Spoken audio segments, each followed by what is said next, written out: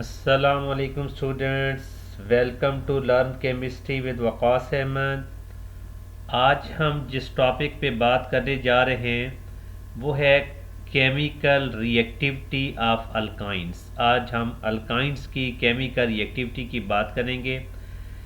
तो let's start our today's topic. सबसे पहले बात तो आप ये ज़हन में रखें कि अगर हम अल्काइंस को कंपेयर करते हैं विद अल्कीन्स और अल्केन्स, तो alkynes they are less reactive than alkene but more reactive than alkanes. तो पहले हम इस बात को ये एक्सप्लेन करते हैं ऐसा क्यों है।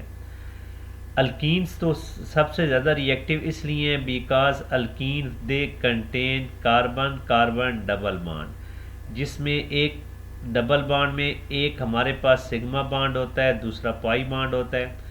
अब पाई बॉन्ड चूँकि वीक होता है, लिहाजा इस वजह से अल्कीन्स आर वेरी रिएक्टिव। अगर हम अल्केन्स की बात करते हैं तो अल्केन्स में हमारे पास सिग्मा बॉन्ड पाया जाता है, कार्बन कार्बन सिग्मा बॉन्ड होता है, जो कि एक स्ट्रॉन्ग बॉन्ड है जिसको तोड़ना मुश्किल है।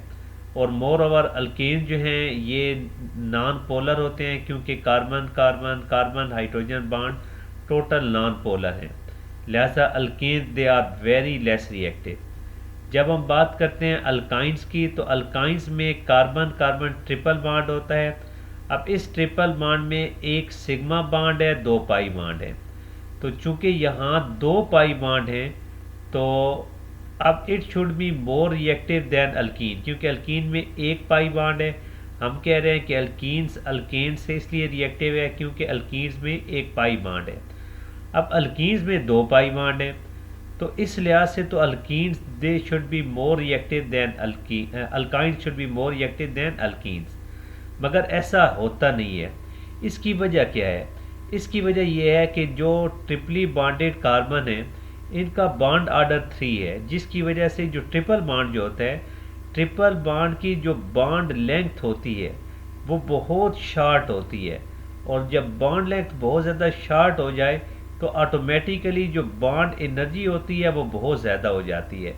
तो अब यहाँ चूँकि ये जो इलेक्ट्रॉन डेंसिटी है it is very high in the between the two carbon, और ये which draws these two carbon nuclei very close to each other, जिसकी वजह से बॉन्ड लेंथ शार्ट हो जाती है, बॉन्ड एनर्जी बढ़ जाती है। लिहाजा इस बॉन्ड को अल्काइन के बॉन्ड को तोड़ना एज कम्पेयर टू अल्कीन मुश्किल है। Due to this reason alkynes they are less reactive than alkenes. तो ये तो बात हो गई उनकी रिएक्टिविटी आर्डर की। अब हम आगे देखते हैं कि अल्काइंस जो हैं कौन कौन से हमें केमिकल रिएक्शन देते हैं। जो अल्काइंस हैं वो हमें 4 टाइप के मुख्तलिफ केमिकल रिएक्शन देते हैं। ये रिएक्शन सब्स्टिट्यूशन रिएक्शन भी होते हैं, ये एडिशन रिएक्शन भी हैं, इसमें ऑक्सीडेशन भी है, उसमें पॉलीमराइजेशन भी है। तो अब हम इन तमाम रिएक्शन को वन बाय वन डिस्कस करेंगे। आज के लेक्चर में हम जो आज की वीडियो में जो बात करेंगे वो सब्स्टिट्यूशन रिएक्शन की बात करेंगे। अब सब्स्टिट्यूशन रिएक्शन ऑफ अल्काइन, जिसको हम एसिडिटी ऑफ टर्मिनल अल्काइन के अंडर भी लेते हैं। एक्चुअली ये याद रखें कि अल्कीन्स जो हैं वो तो सिर्फ एडिशन रिएक्शन देती हैं, अल्केन्स जो हैं वो सिर्फ सब्स्टिट्यूशन देते हैं, मगर जो अल्काइंस हैं वो एडिशन रिएक्शन भी देते हैं, साथ सब्स्टिट्यूशन रिएक्शन भी देते हैं। अब इस सवाल यह कि इसकी वजह क्या है, इसको एक्सप्लेन करने के लिए हम बात करते हैं किसी भी टर्मिनल अल्काइन की। टर्मिनल अल्काइन और वन अल्काइन, ये वो अल्काइन है जिसमें ट्रिपल बॉन्ड कार्बन नंबर 1 और कार्बन नंबर 2 के दरमियान मौजूद होगा। अब इन ऐसे कंपाउंड में सब्स्टिट्यूशन रिएक्शन देने की वजह यह है कि ये जो कार्बन है which is responsible which is taking part in the reaction, जो कि रिएक्शन में पार्टिसिपेट कर रहा है, each carbon in case of alkyne it is sp हिब्रिडाइज। चाहे आप इस कार्बन की बात करें चाहे आप इस कार्बन की बात करें, ये दोनों कार्बन जो हैं which are making triple bond they are sp hybridise.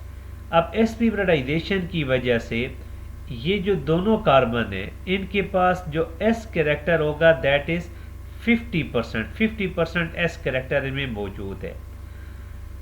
अब कार्बन में एस कैरेक्टर जब बढ़ता है तो it makes the carbon more electronegative.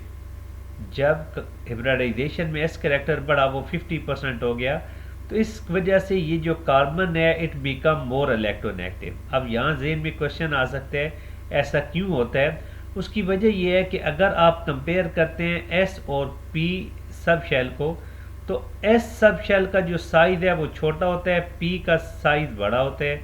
लिहाजा जितना एस कैरेक्टर बढ़ता जाएगा तो हाइब्रिड ऑर्बिटल इतना स्मॉल होता जाएगा, और जितना हाइब्रिड ऑर्बिटल स्मॉल होगा तो ये electron pair it will be more shifted towards carbon, ये कार्बन की तरफ शिफ्ट होता जाएगा, जिसका रिजल्ट ये निकलेगा। अगर हम इस कंपाउंड को दोबारा देखें, जिसका रिजल्ट ये होगा कि जो हमारे पास कार्बन है it become more electronegative. As a result फिर क्या होगा कि जो कार्बन हाइड्रोजन बॉन्ड जो वैसे नॉन पोलर होता है, टर्मिनल अल्काइन में ये पोलर हो जाएगा, जिसमें कार्बन के ऊपर पार्शियल नेगेटिव चार्ज आ जाएगा और हाइड्रोजन के ऊपर पार्शियल पॉजिटिव चार्ज आ जाएगा। अब चूंकि हाइड्रोजन के ऊपर पार्शियल पॉजिटिव चार्ज आ गया, now it can be replaced by any metal, कोई भी इस मेटल आके इसको रिप्लेस कर सकती है। लिहाजा ऐसी hydrogen which is replaced by metal हम उसको एसिडिक हाइड्रोजन कहते हैं, क्योंकि तमाम एसिड की ये जनरल कैरेक्टर है कि acid react with metal to produce hydrogen gas. Lihaza this hydrogen can be replaced by metal, therefore we can say that terminal alkyne they are acidic in nature. तो ये तो बात हो गई कि जो टर्मिनल अल्काइन है वो एसिडिक इन नेचर क्यों होती हैं। उसकी वजह सिंपल आपने ये याद रखना है, due to sp hybridisation of carbon, और sp हिब्रिडाइजेशन जो है इट हैज़ 50% एस कैरेक्टर, और जितना हिब्रिडाइजेशन में एस कैरेक्टर बढ़ता जाता है कार्बन बिकम मोर इलेक्ट्रोनेगेटिव, और कार्बन इलेक्ट्रोनेगेटिव होने की वजह से जो बॉन्ड होगा between carbon and hydrogen it become polar bond, जिसकी में कार्बन के ऊपर पार्शियल नेगेटिव चार्ज आ जाता है और हाइड्रोजन के ऊपर पार्शियल पॉजिटिव चार्ज आ जाता है, और ये पॉजिटिवली चार्ज हाइड्रोजन है। Now it can be replaced by metal इसको बड़ी इजीली रिप्लेस कर सकते हैं। अब हम इस बात को एक्सप्लेन करते हैं विद सम रिएक्शंस, ठीक है। तो सबसे पहले हम बात करते हैं कि सपोज आपके पास कोई भी अल्काइन है, कोई भी टर्मिनल अल्काइन है, like suppose R C triple bond CH। अब when it is reacted with any metal और it is reacted with sodamide in liquid ammonia, suppose हम इसको रिएक्ट करवा रहे हैं सोडामाइड के साथ NaNH2 in liquid ammonia, liquid ammonia की मौजूदगी में ये रिएक्शन हम करने लगे हैं। We have liquid ammonia here. तो अब इसमें जो मेन प्रोसेस होगा, this sodium it will replace this hydrogen, ये सोडियम जो है ये हाइड्रोजन को रिप्लेस करेगी, और इसकी रिप्लेसमेंट की वजह से वी गेट सोडियम अल्केनाइड्स, हमें सोडियम अल्केनाइड मिल जाएगा। Sodium will take the place of hydrogen, और ये जो हाइड्रोजन है it will combine with NH2 to form NH3, ammonia gas बन जाएगी। अब यहाँ आप देख सकते हैं बड़ा वाज़ेह तौर पे कि sodium has displace hydrogen, so we can say that this hydrogen it is acidic in nature, ये नेचर में एसिडिक है। इसी तरह अगर हम बजाय सोडामाइड के हम सोडियम ले लें, सोडियम मेटल के साथ जब हम रिएक्ट करवाएं, सपोज अब हम अल्काइन में से इथाइन की एग्जांपल सपोज लेते हैं, एसिटाइलिन की, when it is reacted with sodium, जब हम इसको सोडियम के साथ रिएक्ट करेंगे तो व्हाट विल हैपन, सोडियम जो है it will displace these two hydrogen, ये दोनों हाइड्रोजन यहाँ से डिस्प्लेस हो जाएंगी और उनकी बजाय sodium will take the place of hydrogen, ये हाइड्रोजन की जगह आ जाएगी, and we will get di sodium acetylide, हमें डाई सोडियम एस्टिलाइड मिलेगा और साथ हाइड्रोजन गैस बनेगी। तो ये रिएक्शन भी शो करता है कि terminal alkyne they are acidic in nature. इसी तरह एक और रिएक्शन है, सपोज आप एग्जांपल ले लें एसिटाइलिन की। When acetylene it is reacted with ammoniacal solution of silver nitrate, अगर हम सिल्वर नाइट्रेट का सॉल्यूशन लेते हैं AgNO3 और उसका solution it should B ammoniacal, that is it's mean it also present with NH4OH।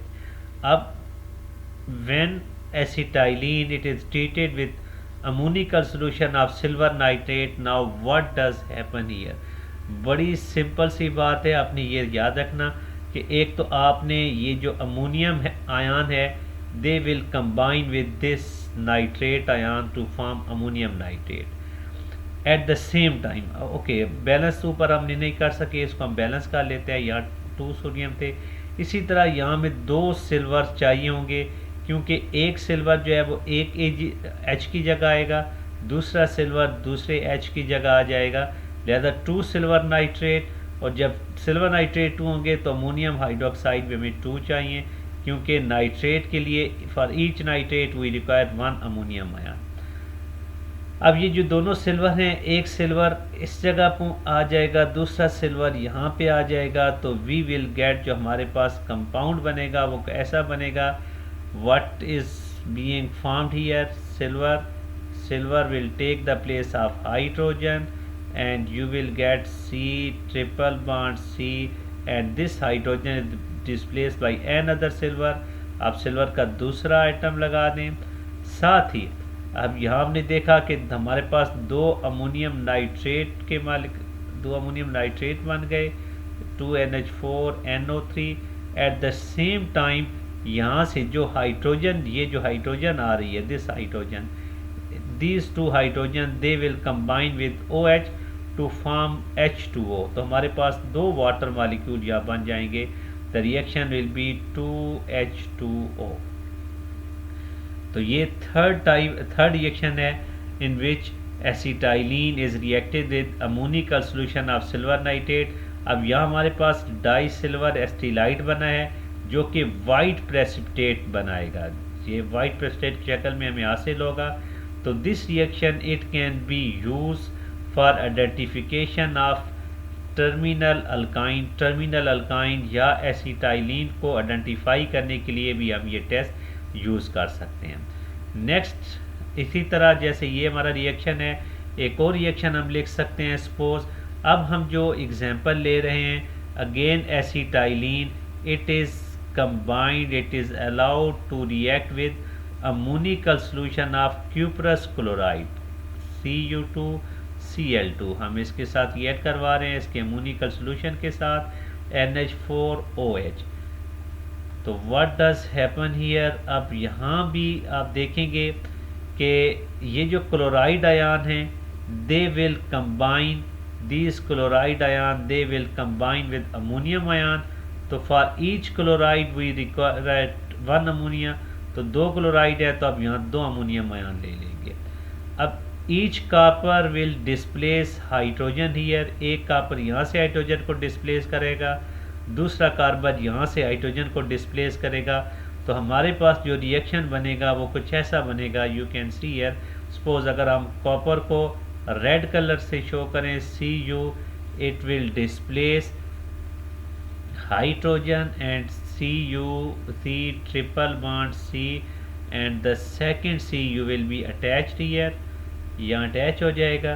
साथ ही हमारे पास ये जो हाइड्रोजन है, ये हाइड्रोजन दोनों, ये वाला और ये दोनों hydrogen they will combine this OH to form H2O। तो हमारे पास यहाँ 2H2O बन जाएगा। एट द सेम टाइम ये जो हमारे पास अमोनियम और क्लोरीन आपस मिले हैं तो अमोनियम क्लोराइड बनेगा, 2NH4Cl we will get here। तो these are reaction they are proving that terminal alkyne they are acidic in nature, क्योंकि hydrogen is being displaced by metal। तो अब यहाँ आपके पास कॉपर मिल गया।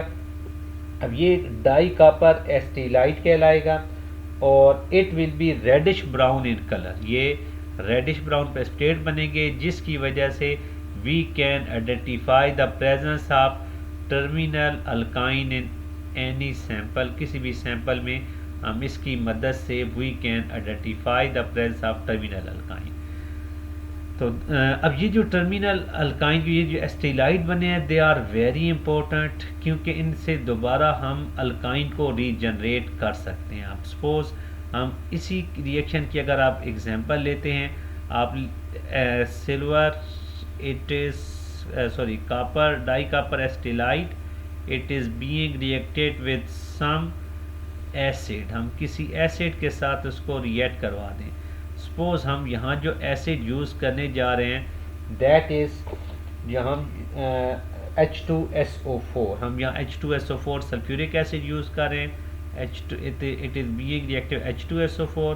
तो हमारे पास जो रिएक्शन बनेगा अब उसमें copper will displace with hydrogen and what thing we get, hydrogen यहाँ आ जाएगी और साथ carbon triple bond carbon and again hydrogen. You can see acetylene is regenerated along with the production of copper sulfate, CuSO4 यहाँ बन जाएगा हमारे पास, Cu then SO4 will be produced here.